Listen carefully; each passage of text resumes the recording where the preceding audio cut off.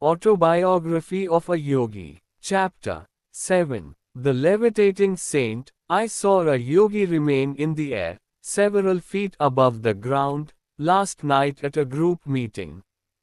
My friend, Upendra Mohan Chaudhary, spoke impressively. I gave him an enthusiastic smile. Perhaps I can guess his name. Was it Bhaduri Mahase, of Upper Circular Road? Upendra nodded, a little crestfallen not to be a news bearer. My inquisitiveness about saints was well known among my friends. They delighted in setting me on a fresh track. The yogi lives so close to my home that I often visit him.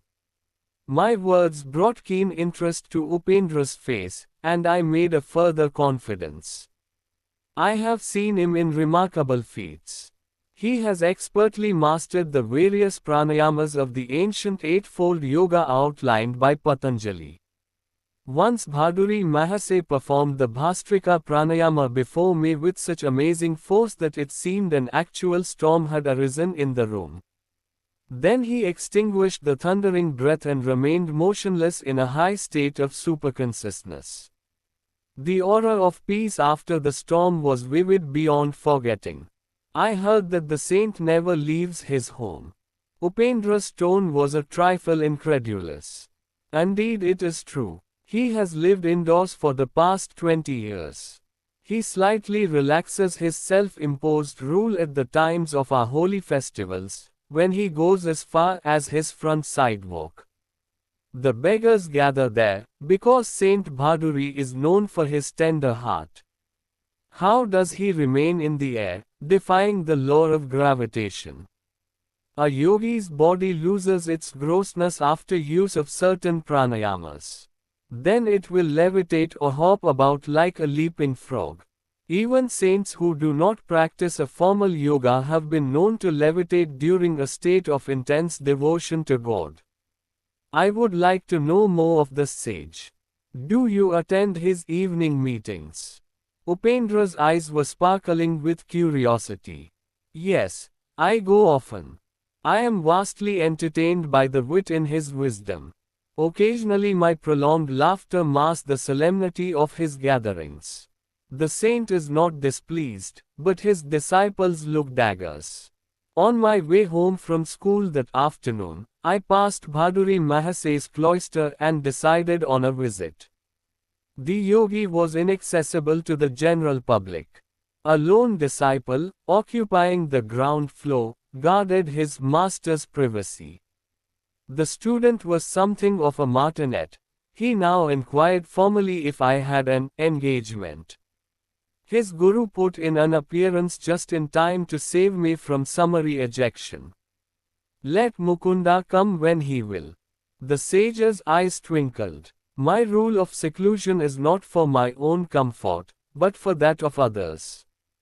Worldly people do not like the candor which shatters their delusions. Saints are not only rare but disconcerting. Even in scripture, they are often found embarrassing. I followed Bhaduri Mahase to his austere quarters on the top floor, from which he seldom stirred.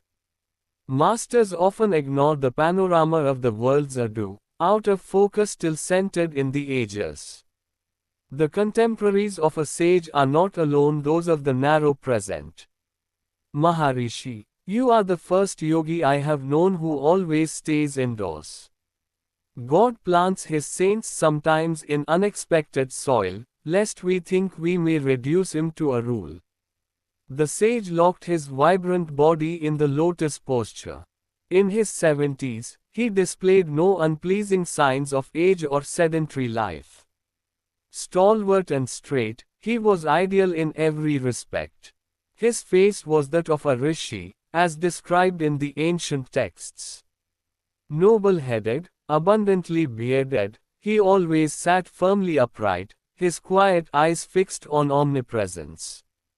The saint and I entered the meditative state. After an hour, his gentle voice roused me.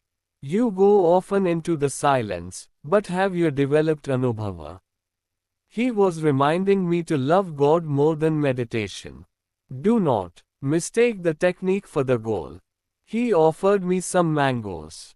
With that good humoured wit that I found so delightful in his grave nature, he remarked, people in general are more fond of Jala Yoga, union with food, than of Dhyan Yoga, union with God. His yogic pun affected me uproariously. What a laugh you have! An affectionate gleam came into his gaze. His own face was always serious, yet touched with an ecstatic smile. His large, lotus eyes held a hidden divine laughter. Those letters come from far off America.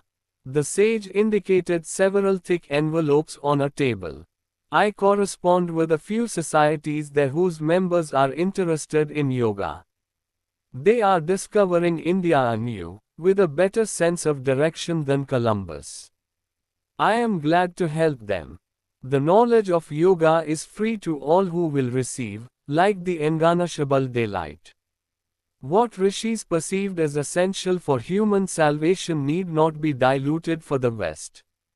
Alike in soul though diverse in outer experience, neither West nor East will flourish if some form of disciplinary yoga be not practiced.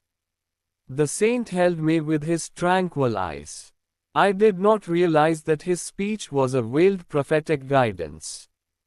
It is only now, as I write these words, that I understand the full meaning in the casual intimations he often gave me that someday I would carry India's teachings to America. Sir, I inquired, why do you not write a book on yoga for the benefit of the world? I am training disciples, he replied. They and their students will be living volumes, proof against the natural disintegrations of time and the unnatural interpretations of the critics. Maharishi, I wish you would write a book on yoga for the benefit of the world. I am training disciples. They and their students will be living volumes, proof against the natural disintegrations of time and the unnatural interpretations of the critics. Bhaduri's wit put me into another gale of laughter. I remained alone with the yogi until his disciples arrived in the evening. Bhaduri Mahase entered one of his inimitable discourses. Like a peaceful flood, he swept away the mental debris of his listeners, floating them Godward. His striking parables were expressed in a flawless Bengali. This evening Bhaduri expounded various philosophical points connected with the life of Mirabai, a medieval Rajputani princess who abandoned her court life to seek the company of sadhus. One great sannyasi refused to receive her because she was a woman. Her reply brought him humbly to her feet.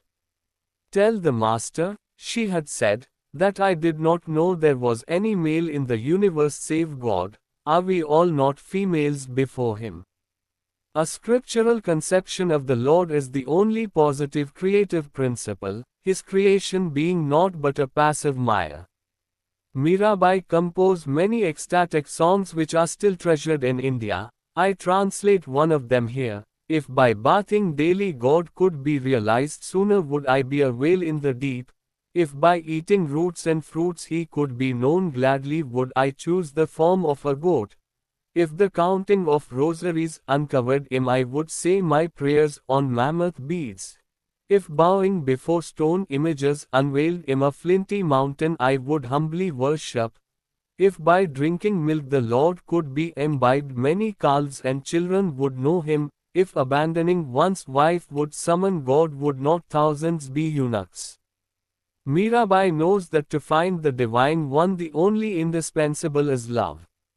Several students put rupees in Bhaduri's slippers which lay by his side as he sat in yoga posture. This respectful offering, customary in India, indicates that the disciple places his material goods at the Guru's feet. Grateful friends are only the Lord in disguise, looking after his own. Master, you are wonderful. A student, taking his leave, gazed ardently at the patriarchal sage. You have renounced riches and comforts to seek God and teach us wisdom.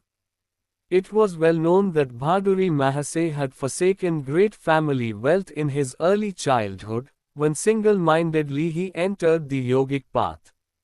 You are reversing the case. The saint's face held a mild rebuke. I have left a few paltry rupees, a few petty pleasures, for a cosmic empire of endless bliss. How then have I denied myself anything?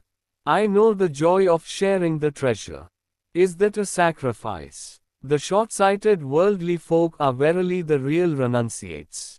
They relinquish an unparalleled divine possession for a poor handful of earthly toys. I chuckled over this paradoxical view of renunciation, one which puts the cap of Croesus on any saintly beggar, whilst transforming all proud millionaires into unconscious martyrs. The divine order arranges our future more wisely than any insurance company. The Master's concluding words were the realized creed of his faith. The world is full of uneasy believers in an outward security. Their bitter thoughts are like scars on their foreheads. The one who gave us air and milk from our first breath knows how to provide day by day for his devotees. I continued my after-school pilgrimages to the saint's door. With silent zeal he aided me to attain Anubhava. One day he moved to Ram Mohan Roy Road, away from the neighborhood of my Gurpur Road home. His loving disciples had built him a new hermitage, known as Nagendra Math. Although it throws me ahead of my story by a number of years, I will recount here the last words given to me by Bhaduri Mahase. Shortly before I embarked for the West, I sought him out and humbly knelt for his farewell blessing. Son, go to America. Take the dignity of hoary India for your shield. Victory is written on your brow. The noble distant people will well receive you.